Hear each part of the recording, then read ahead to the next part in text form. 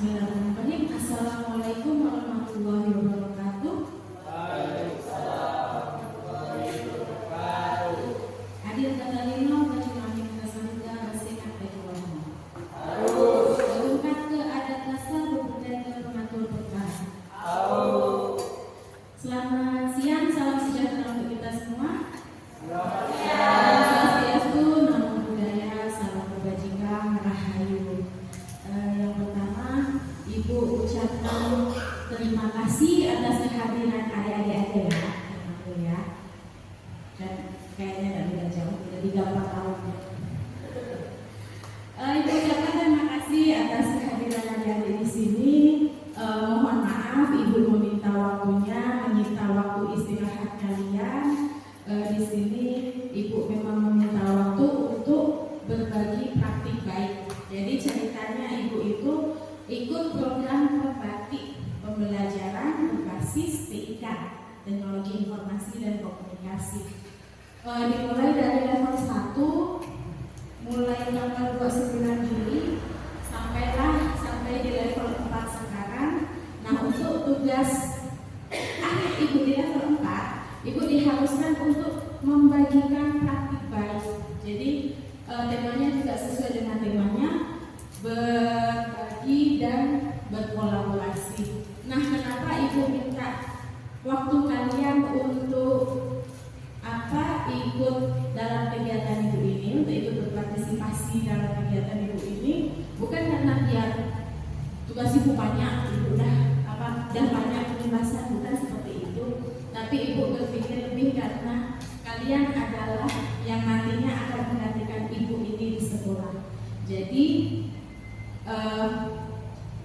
mau gimana pun juga pengalaman adalah guru yang terbaik. Karena dari pengalaman itu kita sudah ada trial dan errornya, sudah ada percobaan dan sudah ada kesalahan-kesalahan yang timbul, dan kita juga bisa mencari perbaikan atau solusi dari permasalahan kita itu.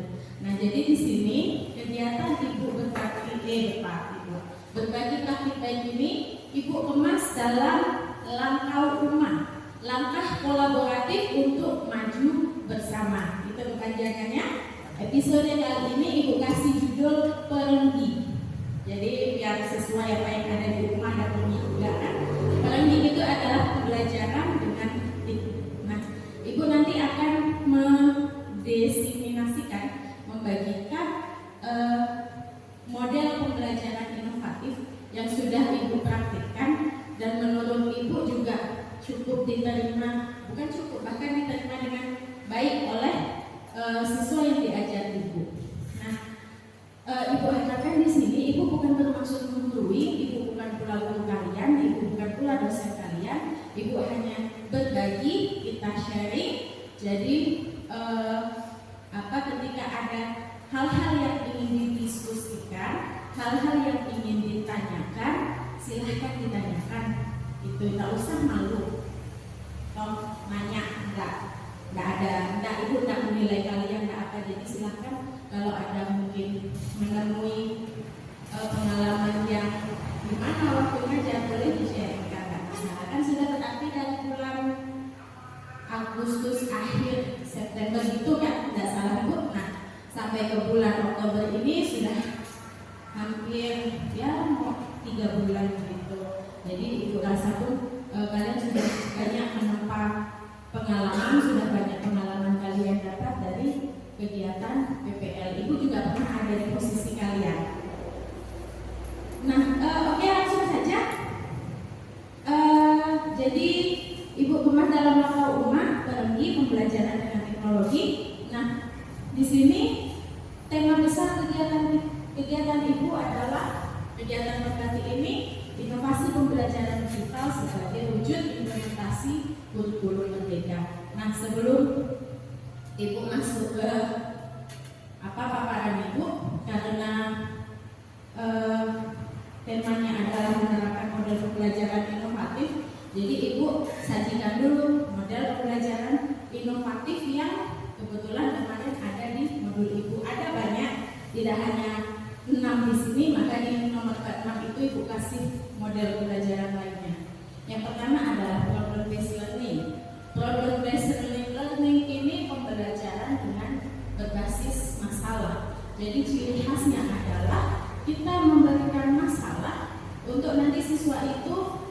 mencari pemecahan masalahnya, itu problem based. Lalu yang kedua adalah project based learning. Nah, PJBL itu ciri khasnya itu mereka ada proyek yang dibuat, ada hasil yang diciptakan gitu. Nah, itu kalau project.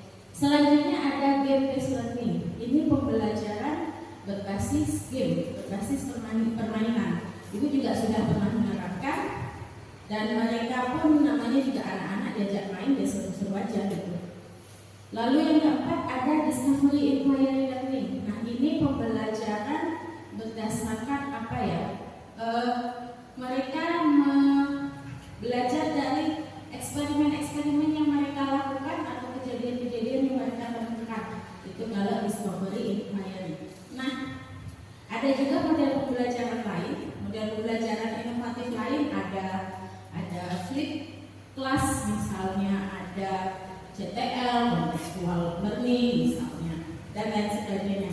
Nah, yang terakhir adalah learning station. Learning station ini yang mau Ibu sampaikan, stasiun pembelajaran. Stasiun pembelajaran ini berarti dalam kegiatan belajar kita bagi-bagi menjadi beberapa stasiun. Nah, nanti siswa akan melakukan pekerjaan di stasiun tersebut. Gitu. Nah, oke. Kegiatan pembelajarannya Ibu namakan penisambel.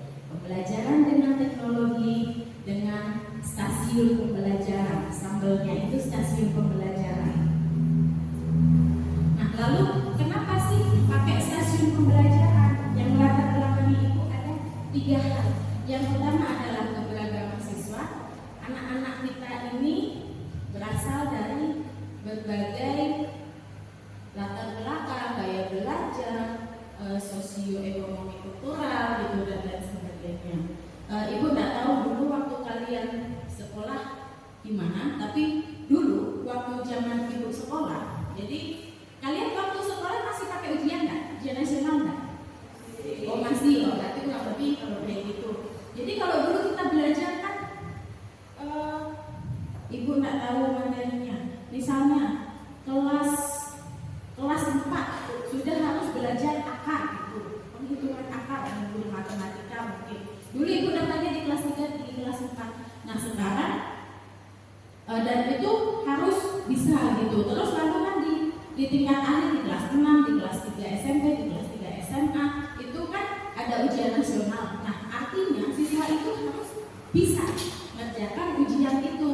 Nah sedangkan kalau di kurikulum merdeka kita itu ibaratnya siswa itu ada ikan, ada kuda, ada gajah misalnya. Nah di kurikulum merdeka kita tidak boleh ikan disuruh berlari, itu tidak bisa. Gajah disuruh berenang, mungkin bisa. Lalu kuda disuruh berenang, mungkin juga bisa. Burung disuruh berenang, nah tenggelam dia. Nah, jadi di kurikulum merdeka kita tidak bisa seperti itu. Kita harus melihat prinsipnya adalah siswa itu memiliki keunikan masing-masing yang sudah dibawa sejak lahir. Nah kita harus mengikuti kodrat anak itu gitu. Itu makanya Ibu pakai stasiun pembelajaran. Nah, Ibu menurut asumsi Ibu dengan stasiun pembelajaran ini keberagaman siswa itu bisa tercover. Lalu yang kedua adalah alasannya meningkatkan keaktifan dan keterlibatan siswa. Di sini PPL-nya di SD, SMP, SMA nggak ada, lalu SMK. Oh TK ada. Nah kalau TK atau PAUD itu Ibu yakin pasti aktif sekali, pasti. Siapa yang di TK? Nah bisa diam nggak? Nah gitu kan, pasti aktif sekali. Maka Ibu bilang kalau di TK pasti aktif sekali. Nah masalah yang akan timbul, Ibu rasa di SD pun siapa yang di SD? 4, 5, 6. Nah kalau di SD anak-anaknya aktif enggak? Aktif dalam pergerakan mereka, aktif gitu ya. Dalam belajar, misalnya kita tanya, udah makan belum? PR-nya udah dikerjakan belum? Mana PR-nya? Lalu kita tanya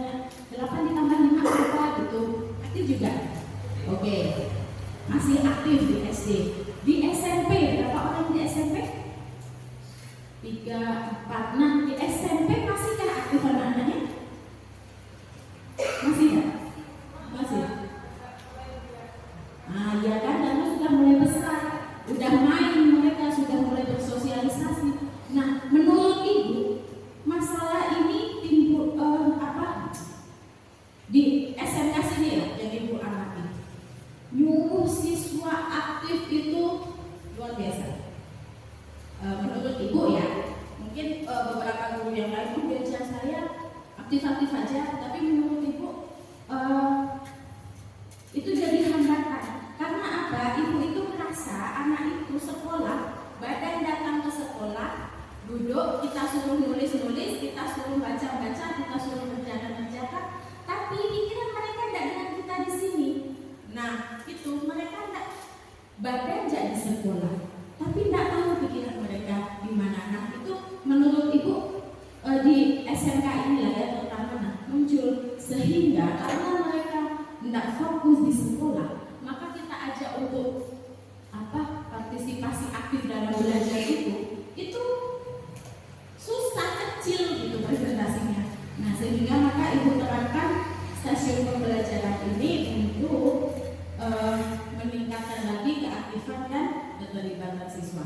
Lalu kenapa memakai stasiun pembelajaran dengan TIK? Tentunya karena anak-anak yang Ibu ajar ini sekarang adalah Gen Z, beberapa Gen Alpha malah. Nah, mereka itu adalah teknologi native gitu. Mereka biasa menggunakan teknologi. Nah, maka kita pun juga harus menyesuaikan dengan kodrat zaman mereka. Itu kenapa Ibu memilih pembelajaran dengan stasiun learning. Lalu prosesnya, yang pertama adalah perencanaan. Karena stasiun pembelajaran ini adalah pembelajaran dengan stasiun-stasiun, maka Ibu harus merencanakan dulu stasiunnya ada berapa, stasiunnya apa saja, lalu modul pembelajarannya, materinya apa yang mau dimasukkan, kesesuaian materi dengan stasiun gitu. Tapi ini tidak ribet kok, tidak seribet yang kalian duga. Lalu yang kedua adalah membuat aset stasiun. Jadi kita Ibu bikin di stasiun 1, Ibu kebetulan bikin 4 stasiun. Di stasiun 1 perlunya apa, di stasiun 2 perlunya apa, di stasiun 3 perlunya apa, di stasiun 4 perlunya apa. Lalu yang ketiga adalah pelaksanaan. Nah, pelaksanaan ini waktu di kelas. Selanjutnya yang terakhir adalah refleksi. Karena dari refleksi kita bisa melakukan benahi. Artinya apa yang kurang bisa kita perbaiki. Lalu sambelnya apa saja, stasiun pembelajarannya apa saja. Yang pertama adalah stasiun guru, yang kedua stasiun game, yang ketiga stasiun diskusi, yang keempat stasiun praktik. Walaupun banyak, ini itulah Ibu bilang tadi tidak seribet yang dibayangkan. Nah, langsung saja kita ke stasiun 1, stasiun guru.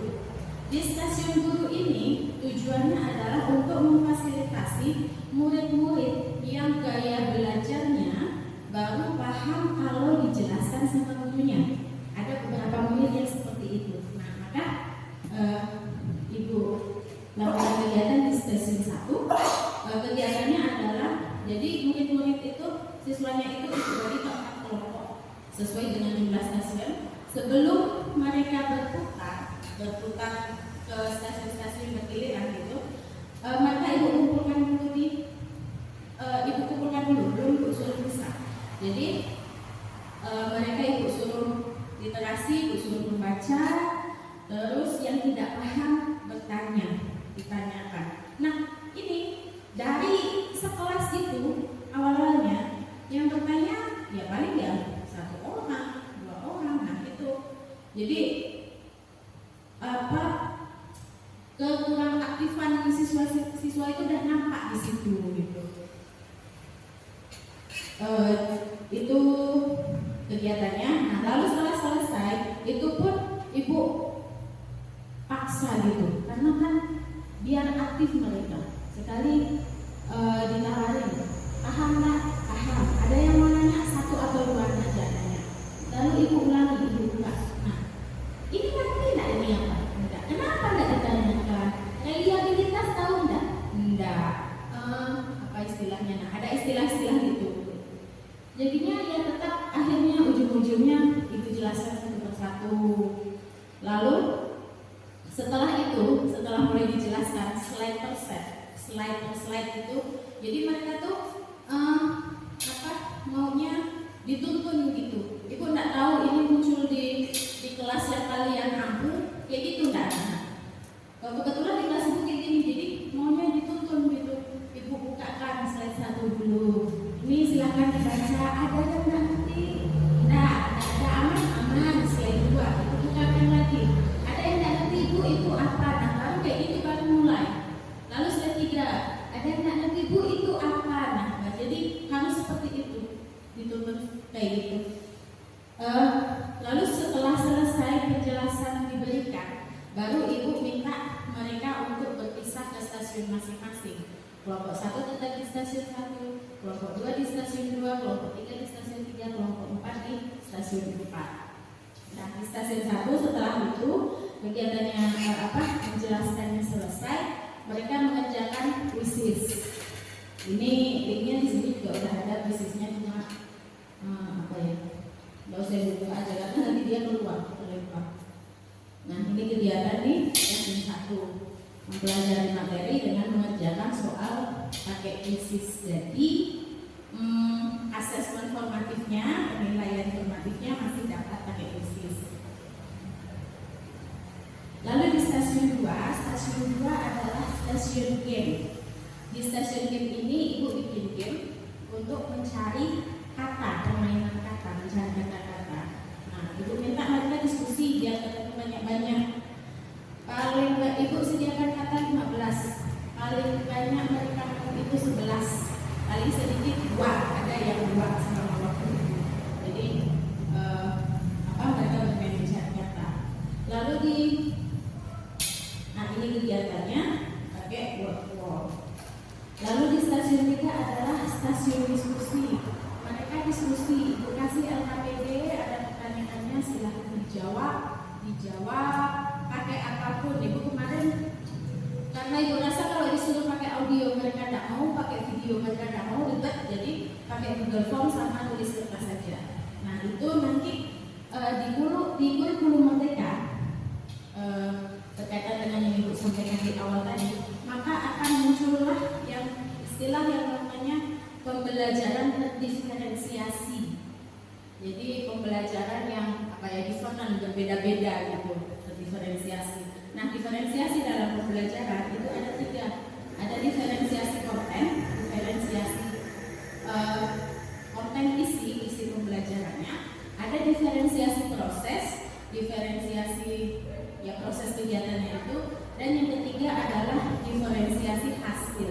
Menurut ibu pribadi, kegiatan stasiun pembelajaran ini sudah dapat 3-tiganya dari pembelajaran terdiferensiasi. Yang pertama, diferensiasi konten, karena isi setiap stasiun beda-beda. Stasiun pertama materi sama soal, stasiun 2 game, stasiun 3 diskusi, stasiun 4 praktek. Nah, itu sudah beda-beda. Lalu yang kedua adalah diferensiasi proses. Isinya sudah beda, tentu proses mereka mengerjakannya juga beda-beda. Di stasiun 1 beda dengan stasiun 2 beda dengan 3 beda dengan 4 beda dengan 1 gitu. Dan terakhir adalah diferensiasi hasil. Karena proses dan konten yang berbeda, pasti hasilnya berbeda, hasil yang dicapai. Di stasiun 1 mereka punya hasil nilai karena mengerjakan kuisis. Di stasiun 2 mereka punya hasil jumlah temuan kata-kata dan permainan. Di stasiun 3 mereka punya hasil diskusi itu. Stasiun 4 mereka hasilnya adalah karena praktek, hasil prakteknya itu. Nah, jadi diferensiasi hasil juga dapat. Nah, di stasiun 3 ini selain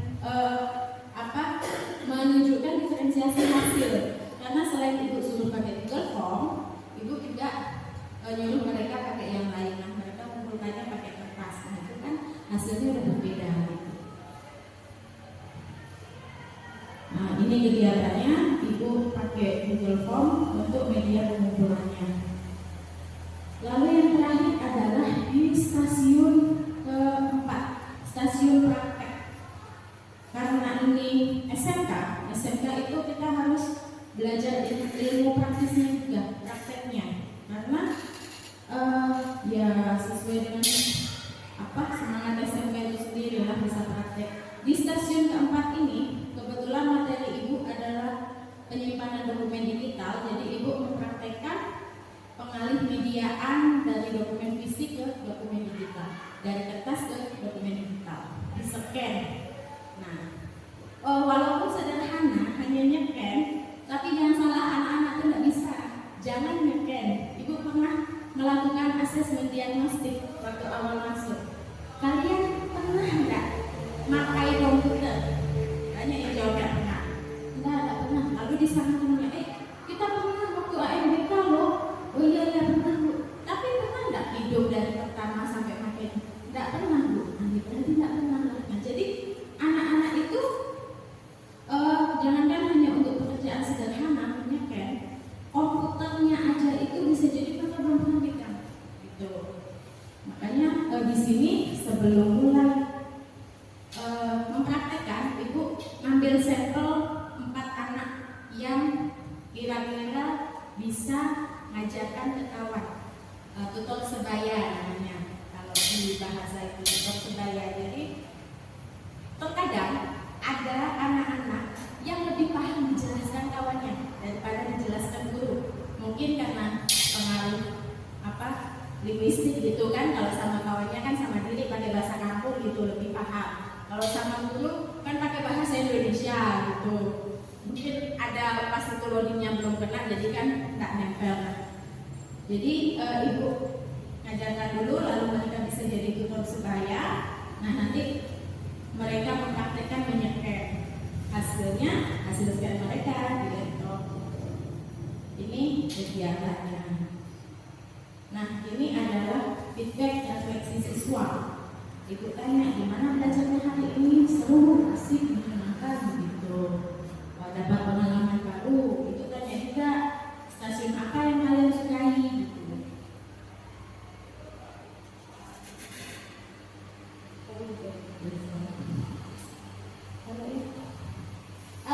Mau nonton? Ini hasil tangkapan juga dari kalau ya itu dulu ya, tinggal itu udah sedikit ini.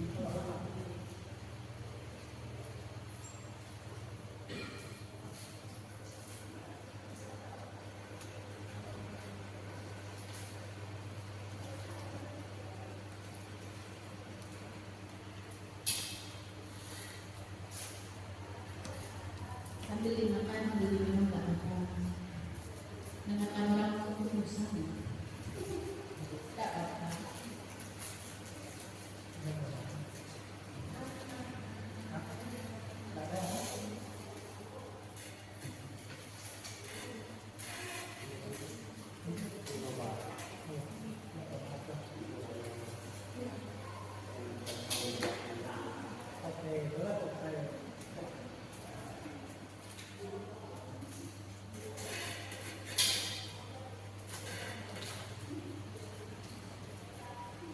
Tadi ibu privat karena masih mau ibu ganti gitu. Nah ini, oh iya, laptop ibu ini tak bisa untuk bunyi. Jadi mana caranya bisa bunyi? Ibu cepatkan buatan.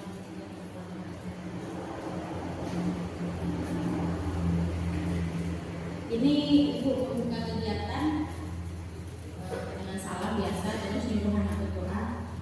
Nah ini anak berdoa kayak gini pun searching di Google doanya. Ibu suruh kak ini doain, doa apa bu? Doa mau belajar lah. Ya bu, nanti saya cari dulu. Searching di Google baca, tapi tidak apa-apa.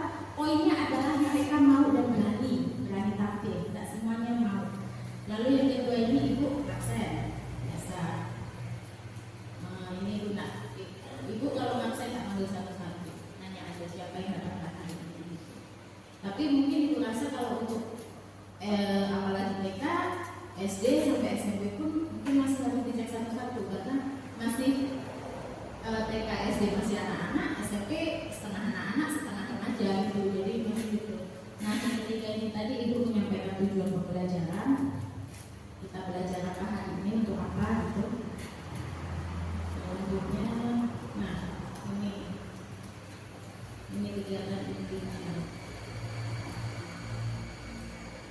mahasiswa dulu ke kelompok, karena tadi mau pakai stasiun learning kan, jadi mereka ke kelompok dulu itu bagi kelompok. Lalu sebenarnya ini tidak memilih jenis stasiun sih, menjelaskan stasiunnya aja, sama menjelaskan pergerakan, menjelaskan nanti kalau sudah selesai stasiun 1, 2, 3, 4, 4 ke 1 gitu.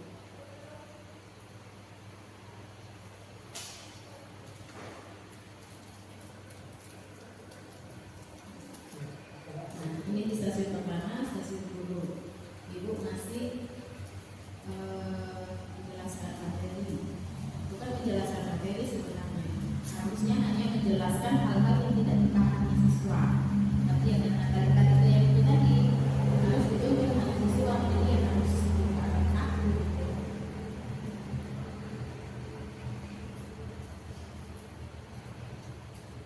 Ini ibu usahakan untuk setiap pembelajaran ibu selalu menyisipkan penggunaan media digital. Jadi ibu bikin PowerPoint pakai Canva, kasih ke mereka, suruh nyepen.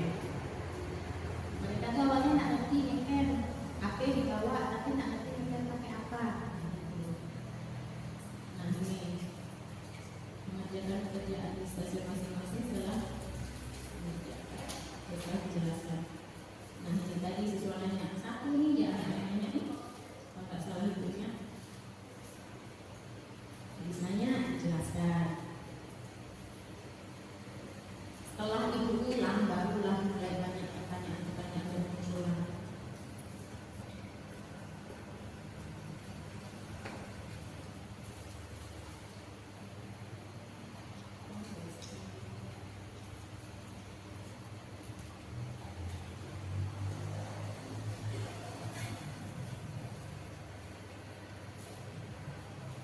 Oh, ini sudah mulai stasiun masing-masing.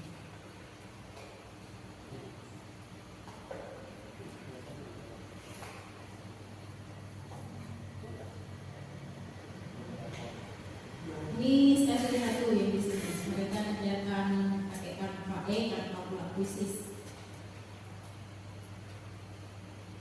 Itu yang kertas itu adalah stasiun kontrol, stasiun checklist.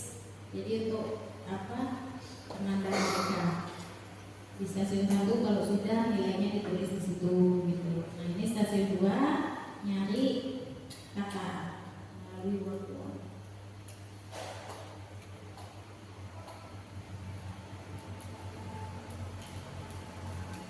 Nah itu tampilan begini itu. Nanti di bawahnya ada sampingnya ada petunjuknya. Jadi kata yang ditemukan dicocokkan dengan petunjuknya. Ini stasiun 3 diskusi, itu LKPD-nya. Ada soalnya.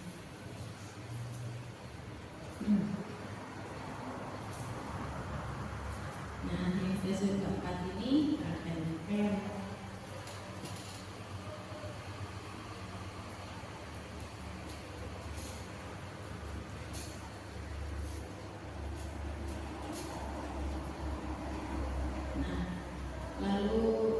Ini membuat ringkasan kegiatan di stasiun checklist kemarin tadi. Di stasiun 1 menulis nilai, stasiun 2 menulis jumlah katanya, stasiun 3 sampai 4 diceritakan. Di tiap stasiun ini ada waktunya biar tidak kebablasan. Jadi kalau waktu habis turun muka mereka, selesai tidak selesai, turun muka. Nah ini kegiatan berikutnya.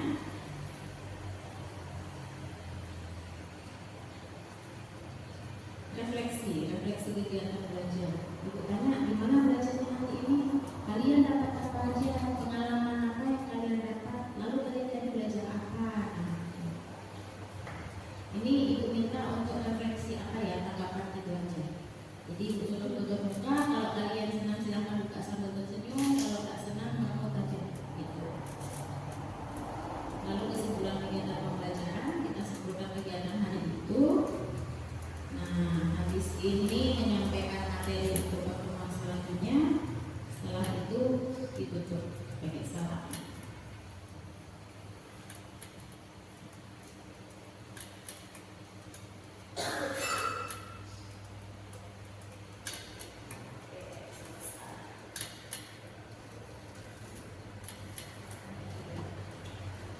Itu rangkaian kegiatannya. Ini sih Bu buat ringkasan aja.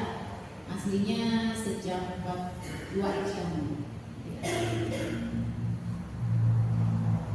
Oke, kita balik lagi di sini slide terakhir.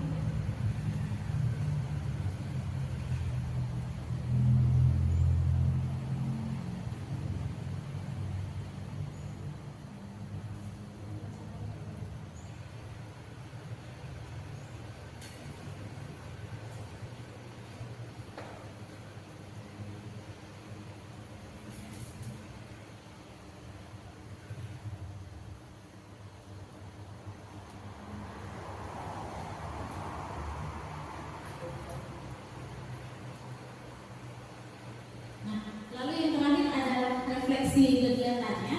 Jadi dari kegiatan pembelajaran pakai permisamel itu gimana hasilnya? Yang pertama adalah tentu saja pembelajaran yang dilakukan sudah terdiferensiasi, sudah mengikuti keunikan siswa masing-masing gitu.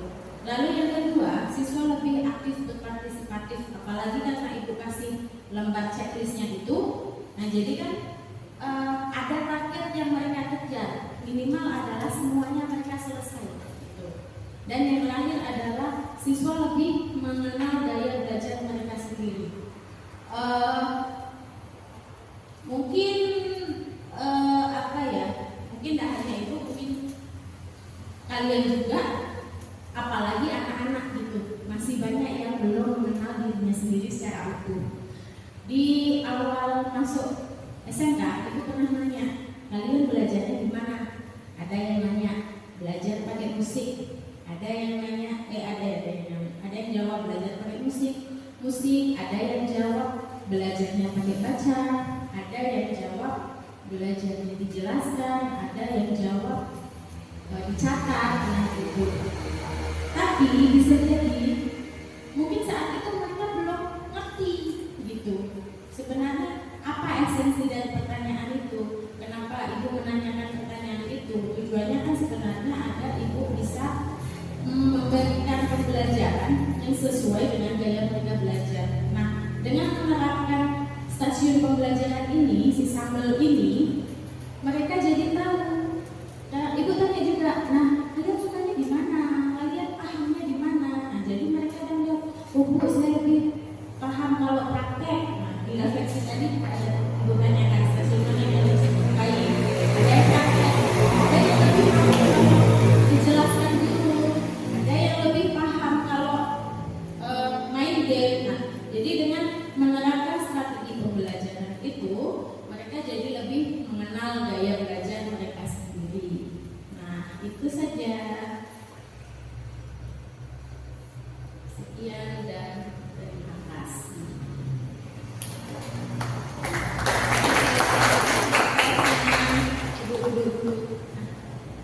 Jadi yang ibu paparkan tadi adalah sekelumit kegiatan pembelajaran yang ibu lakukan gitu. Nah, sekarang ibu mau tanya nih, untuk adik-adik nih, karena kita ini beragam jenjang ya, ada yang TK, ada yang SD, ada yang SMP. Ibu mau tanya, berapa di antara kalian yang pakai teknologi dalam pembelajaran? Oke, PowerPoint kah? Pakai HP kah? Pakai apakah? Berapa? Ada? Ada? Ada? Siapa boleh kasih? 2, 3, 4, 5. Itu kadang-kadang ya sudah real, kadang bawain fokus, kadang enggak gitu.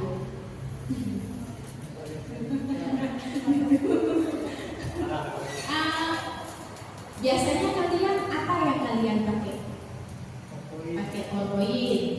Selain itu, wishlist. Berarti wishlist juga udah dimulai. Selain itu, ada lagi? Udah. Hah? Oh, workflow juga. Ada lagi? Nah, bagus. Jadi kalau memang sudah mulai menggunakan teknologi, ya artinya sudah mulai mengikuti perkembangan zaman gitu. Kita perlu nggak sering diskusi nggak? Discussion session nggak? Ada yang mau ditanyakan mungkin, ada yang mau dibagi mungkin, ada yang mau apa? Ada?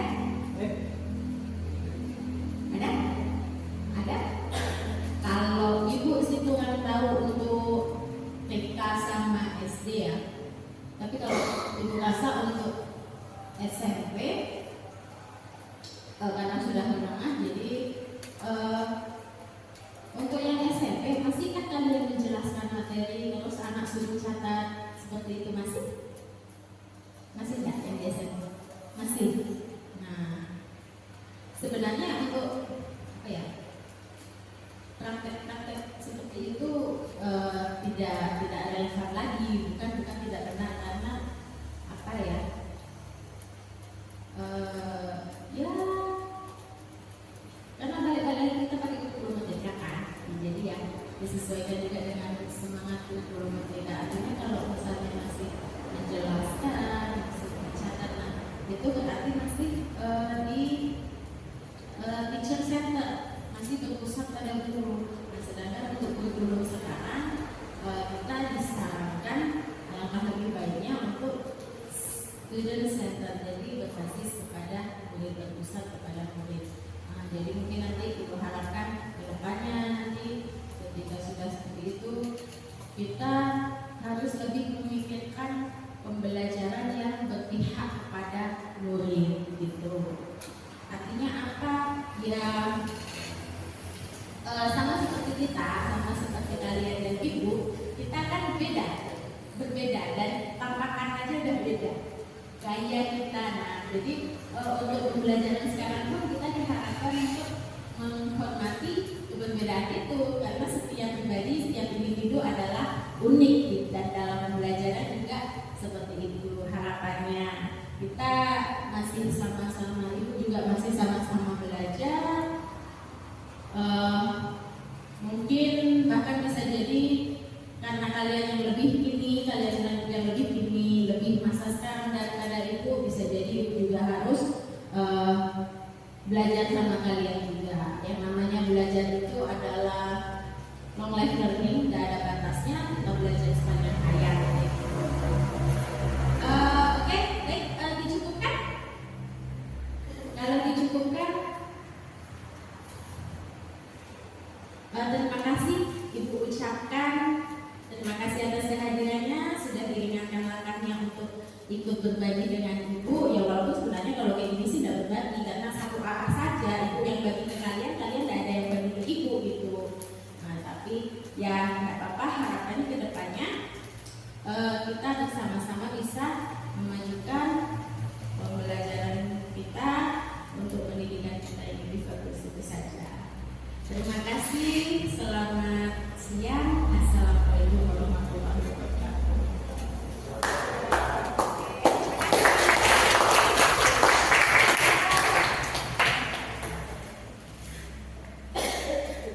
Boleh dimatiin apa? Nah, jadi Boleh dimatikan.